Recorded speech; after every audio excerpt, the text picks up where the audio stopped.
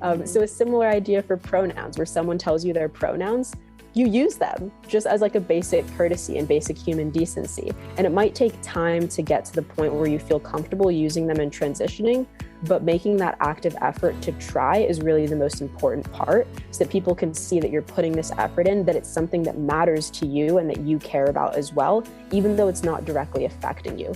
Because we're all connected in so many different ways. And so making sure that we're acknowledging these connections and we're supporting one another as humans is really the most important part.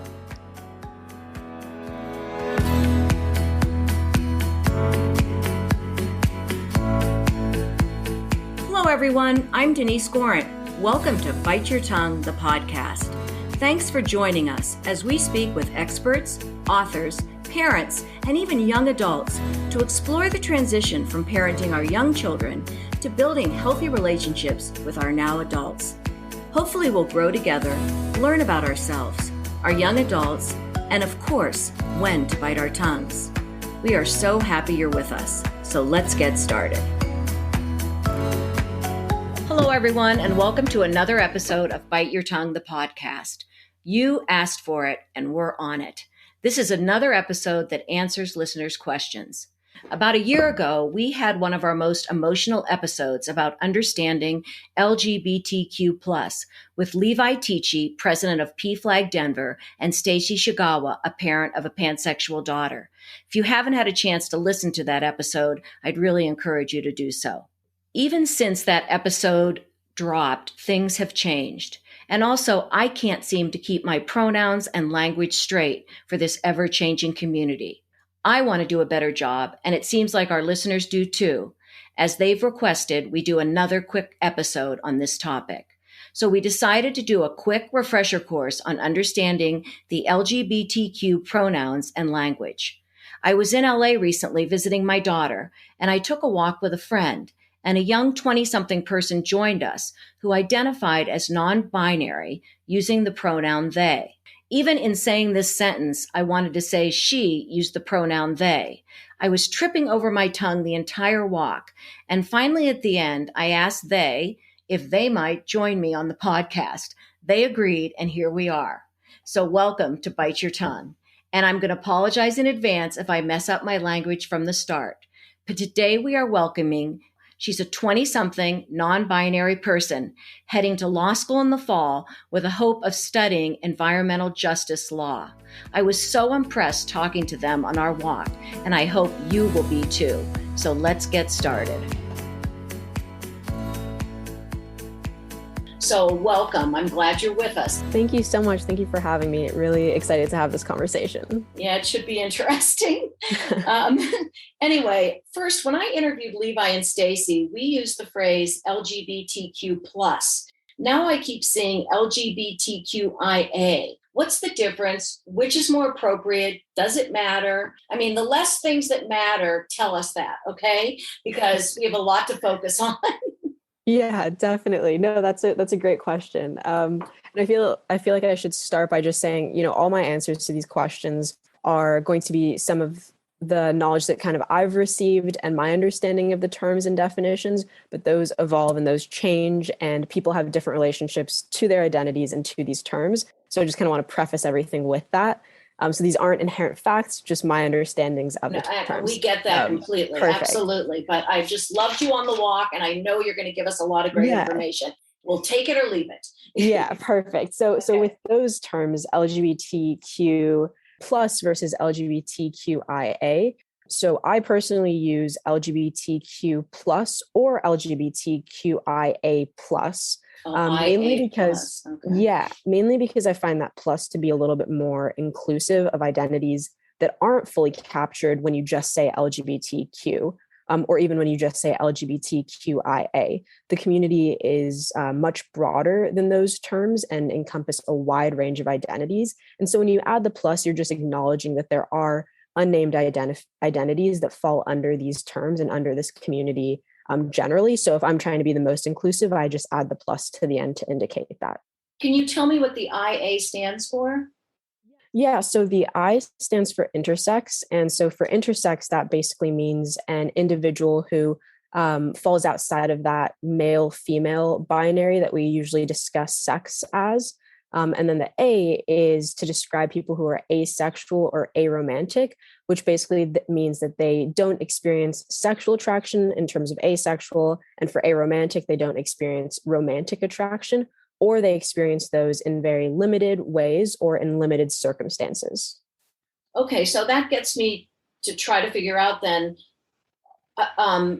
what's the difference between sex, gender, and gender identity? Because you use all of those words sort of in your explanation. So how do we clear up that and know what we're talking about?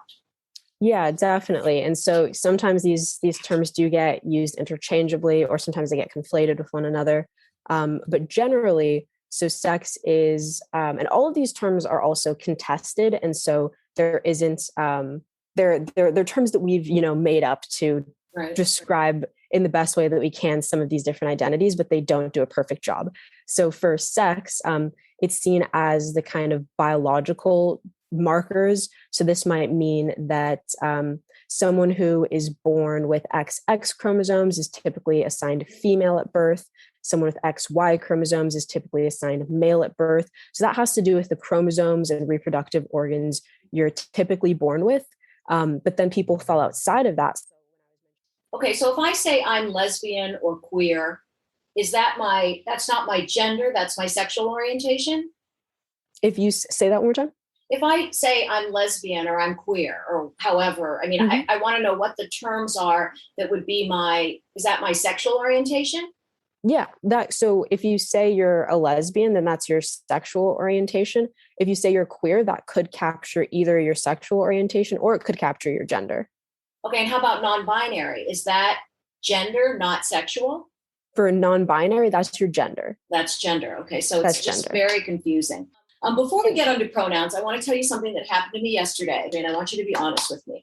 So I was shopping in the store and this person was checking me. This person was just helping me so much. And I really couldn't tell whether it was a he or she by the physical appearance of this person. Okay. And they were just so great. And typically when I have someone helping me in a store that's really great and I see the manager, I like to stop and say, I just want to tell you this person is really great.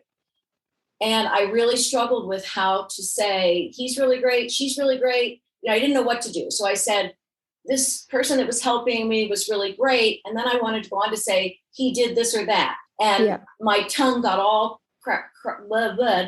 And so I just turned to the person and I said, I just want to tell the manager how great you were. What pronouns do you use? Was that okay? Or am I insulting them because I could not tell whether it was a man or a woman? Yeah, I think that's a great question. The default, especially when you're just meeting someone in a situation like that, you could also just ask for that person's name. I could have said, what's your name? But they also could have said their name was Jackson or Jordan or, and then I would have been stuck again. No, but then you could say, Jordan, I would use the person's name. Exactly. Right? So probably I shouldn't have said, what are your pronouns? But I was so nervous about it. And there's nothing wrong with asking for someone's pronouns. I think the only time it gets tricky is when you're only doing that when you see someone you think is trans. Because then that can also be almost, kind of like alienating, or the person might feel like you're outing them. You don't want to out someone in especially a work situation. So when you're in those types of situations, you want to be extra careful, especially relating to work, and using the person's name or asking what their name is could work. Yeah, I should have done that. Okay. But the default in general, if you're meeting new people across the board, there's some back and forth about this, but asking for someone's name and pronouns, regardless of assumptions. So if you meet someone new, don't just ask their pronouns if you think they look queer, if you think they look trans. More so just asking name and pronoun anytime you meet someone new and making that the norm. Some people do take issue with that, which I understand as well, because again, people might feel as though you're outing them. They do have the choice to either give you their pronouns or not. So there's a little bit of controversy around that, but I do think that that's the safest option to avoid misgendering people in the future. And I really like that I should have said, excuse me, what's your name? Anyway, he seemed very okay with it. He said he, him. And afterwards, I sort of went to the side and I said, I apologize. I didn't know how you wanted me to refer to you. You said, no, that's great. So I think it was okay. Yeah. But I left a little uncomfortable thinking I'd love a little bit of a lesson on how to approach this. And I think you saying immediately ask for the name, that's really a good idea. Anyway, so I want to get into pronouns, and I think that has a lot to do with gender and gender identity, which we want to talk about, right? And so I don't want this episode to be really long. I want it to be right to the point and helping people understand how to use these. And, a lot of people in my generation feel like this is just really silly. We've had these pronouns for so long. This is just getting ridiculous. Every time you turn around, there's a new gender identity. How do we keep this straight? And I had read an opinion piece in the New York. I'm going to say first, though, I was probably one of those people a year ago. Like, this is just getting ridiculous. You're just a person. Whatever. I respect whatever you do. I don't really care. But why do I have to learn all these things? And then I was reading this opinion piece in the New York Times, and it was by this professor from the University of Oxford. And she said, what Quakers can teach us about the politics of pronouns. And she points out that in modern England, the rules of civility dictated that an individual of higher authority was entitled to refer to himself and to others with plural, not singular, pronouns. A trace of this really still exists because sometimes the royalty refer to themselves as we, but we don't even think of it that way, but they do. Yeah. The ambiguous you that English speakers use now as the second person singular pronoun many years ago was thee and thou. So historically, the English language has worked through these pronouns for years and years. We've just, had this for so long that we can't remember that sometimes we have to advance. So that's why I really wanted to have this episode. So I've rambled on long enough. So why don't we just talk about the pronouns, how to use them, kind of identify how many you think exist, and then let's role play a little bit on how to use them. So what pronouns exist right now? Or are those pronouns considered gender identities? Those are great questions. So the pronouns are separate from the gender and gender identities. Okay. So right now, what pronouns do we have to know to use? When you meet someone and they say, what are your pronouns? What would you say are your pronouns? They, them? Yeah, mine are they, them. Exactly. They, them. Okay. And then I would be she, her? Yeah, exactly. Okay. And what would a straight man be?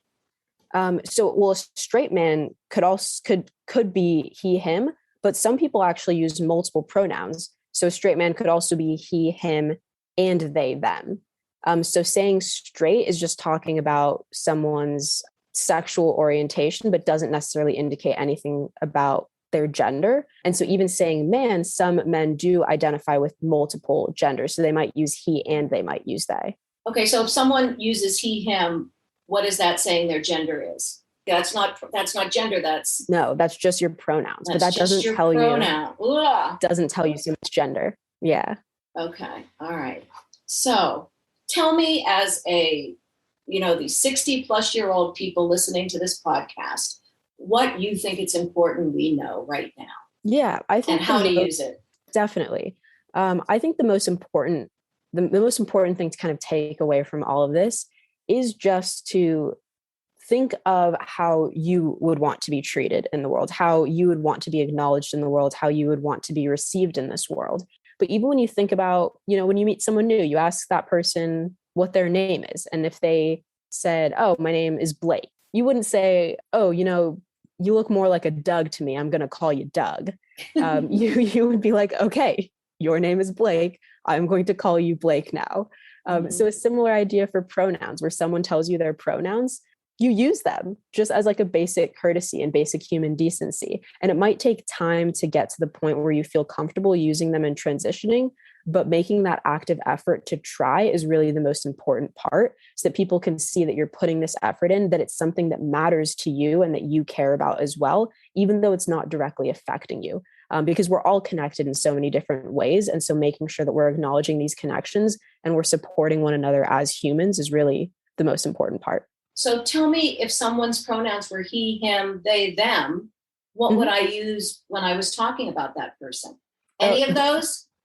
Yeah, sometimes it depends on the person. So some people will say you can use them interchangeably. So whatever you feel comfortable with, you can use. Some people will say, oh, today I actually feel more comfortable with he, him. So if you could just use only he, him for today or for however long, Some people have preferences, maybe even depending on who they're around. Some people might be like, okay, if I'm around family, only use a certain set of pronouns, but outside of that, use all these other pronouns. And that might be because it could be if they're not comfortable being out in certain spaces. So for example, in a family or in a work situation, you might use different pronouns than the ones you typically use.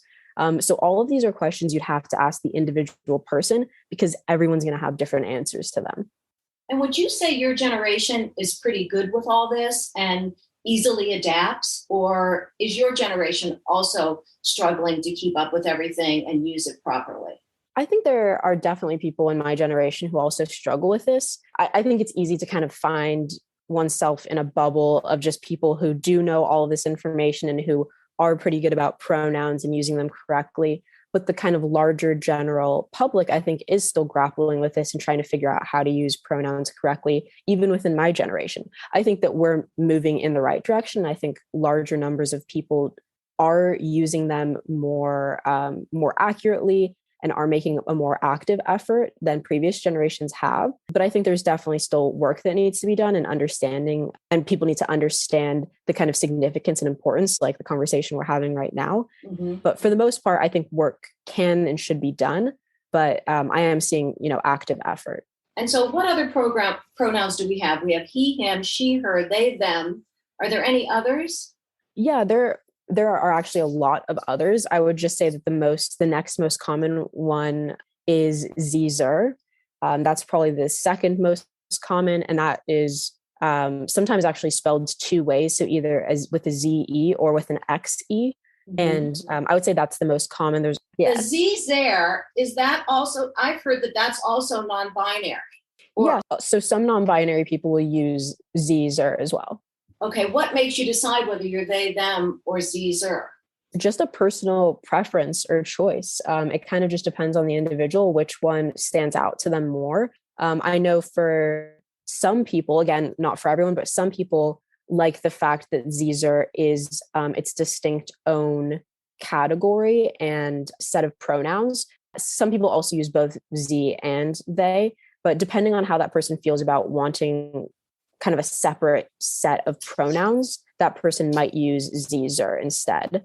And then if people are like, for myself with they, them, right. For me, it's just something that I was just most comfortable with. It wasn't much of a kind of something I was grappling with. It wasn't something I really spent a great deal of time thinking about. I was just like, okay, they, them, that works for me. It's non-binary, captures it, works for me. So it depends on the person. Some people have different relationships with how they want to be referred to as. See, and I guess the they, them for me, I find really difficult because even when I did the intro, I said, I was so impressed talking to them on our walk, and I hope you will be too, meaning talking to you on my walk. Okay. So when I say them, that conjures in my mind two people. I should have just used your name. And I guess the more you can use the person's name, the better off you are. Because I do really trip over myself with the they, them. Even when we were on our walk that day, I wanted to say to your mother something about her daughter.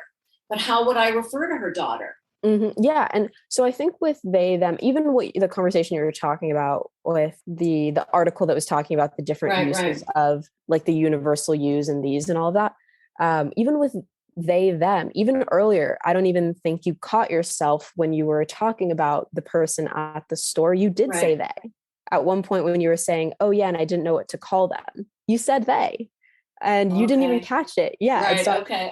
But I didn't want to interrupt you. Oh, okay. I guess because I'm so confused still. But we actually do that a lot more often than we realize. If someone is at the door and we go to the door, we come back inside, maybe my mom asks, oh, who was at the door? What did they want?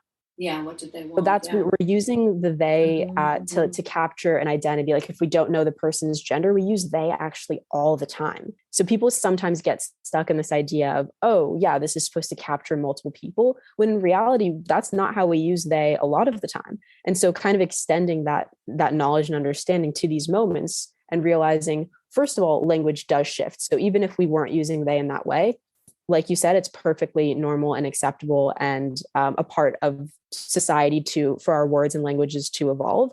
But with they and them, there isn't much evolution that needs to happen. We're already using they and them to describe the singular person in many situations. And so recognizing that, and I almost feel like it's kind of this idea of if you tell yourself it's really complicated and difficult, it's going to make it more complicated and difficult. So not fighting yourself as much, but seeing it as this is easy. This is simple. It's going to take practice, but I can do it. And I think that really does help. Well, let me ask you this now, and then we're going to really start wrapping up, because I think you've really helped a lot just opening our minds and identifying what these are. I don't think we want to go through all the different pronouns, because I think we want to learn the few that we can handle. And I think what you just said, I can do it. I can do it. You know, let's say I'm meeting your mother on the street. Okay. And I say, so, hi, I was so excited. Can I say I saw your daughter last week? Or how would I refer to you? Well, what is another word for daughter or son? Child. Yeah, exactly. I met your child. Okay. Or use the name. Right. Or use the name. Okay. Any other situations that you can help us with that might be complicated in that way? Just always refer to the name or think of another word for it. Is that right? I think it's odd to talk about you as a child, though. If I saw your child, it just sounds so weird to me. Yeah, that's fair. Yeah, it's definitely trickier when you're talking about adult children, but I think the concept still remains. I'm still her child, you know. I know. But it would be, and if I didn't remember your name, I'd want to say, I saw your daughter the other day. I couldn't remember her name. See, I couldn't remember her name. And I'd have to say, I couldn't remember their name, right? Yeah, exactly. Right. So you'd say, child and their name. Okay. Exactly. Okay. All right, so we're going to wrap up, because I wanted this to be short and sweet, and I thought you were wonderful. But I always ask my guests before we leave, what are 2 or 3 takeaways that you hope our audience will take away from this conversation? Yeah, I would say being open with the information people give you about their identities, about who they are, about how they want to be perceived and received in this world. And then also being willing to make mistakes and learn from those mistakes. So I think just knowing you're going to fumble and you're going to make some of these mistakes, but not giving up. So making those active efforts and letting yourself know this is something you can do. This isn't something that's impossible. This isn't something that's going to break you. Like, this is something that's going to just strengthen your relationship with the people around you. And this is a really great positive thing that you're trying to do. I think that's great. I'm going to add to that, ask the person their name if you're really stuck.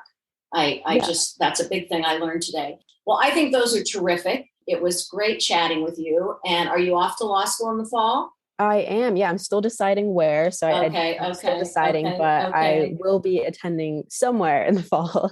Well, you're going to make a huge difference in this world. I just know it. You have such a wonderful personality and you're open-minded. When you say just try, it's okay if we make a mistake, and you think people understand that and they're glad we're trying. Yeah, I definitely think so. And I think there is a difference between active and passive trying. So that idea of knowing and believing that you can do this and you can make these changes, because I do think sometimes people will use for years, I'm trying. And, after 3, 4, 5 years, are you trying?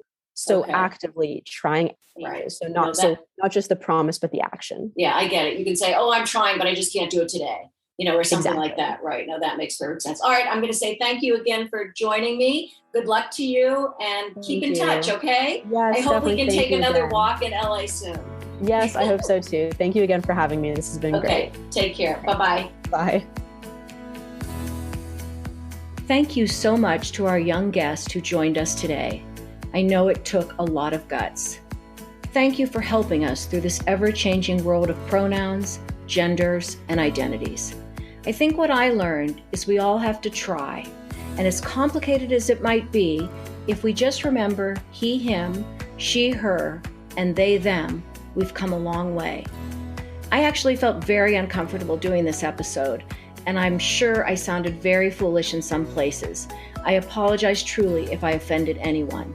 I just wanted to do the episode because I want to encourage everyone of my generation to look at these changing pronouns as positive and inclusive. And I think really it will help your adult child respect you even more. Thanks again to Connie Fisher for the audio engineering. Remember, listeners, follow us on social media and share our podcast with your friends. Finally, if you have an idea for an upcoming episode, remember to email us at biteyourtonguepodcast@gmail.com. And in a few weeks, we will be selecting one random person to receive a $150 gift certificate from shapermint.com. So send those ideas in. And in the meantime, remember, sometimes you may just have to bite your tongue. Although this podcast was already recorded and posted to drop on Friday, I could not let it drop without sending prayers to the families affected by the tragic shooting at the elementary school in Texas, and a week earlier in Buffalo. I feel like we are just becoming almost numb to these horrific incidences. We need to all come together to figure out how to stop these massacres from happening every day in our country. This is one time we all should never bite our tongues, but instead speak out about the violence and work to stop these horrific events. I hate to end on this note, but thank you all for listening, and we'll see you in a couple weeks.